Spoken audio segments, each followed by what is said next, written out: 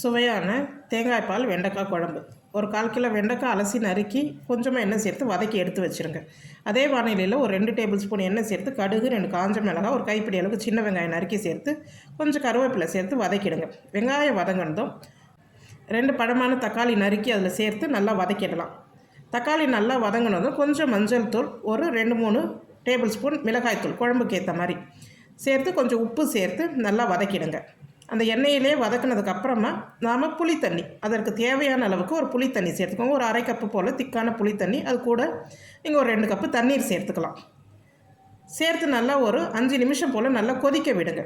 நல்லா குழம்பு கொதித்ததுக்கப்புறமா வதக்கி வச்சுருக்கிற வெண்டைக்காவை அதில் சேர்த்துட்டு ஒரு 5-6 நிமிஷம் வேக விடணும். வெண்டைக்காய் வெந்ததுக்கப்புறமா நம்ம தேங்காய் அரைச்சி வச்சு அதை சேர்க்கலாம். இல்லை தேங்காய் பால், கட்டியான தேங்காய் பால் எடுத்து அதை சேர்த்து ஒரு 3 நிமிஷம் போல் கொதிக்க விட்டு இறக்கணும்.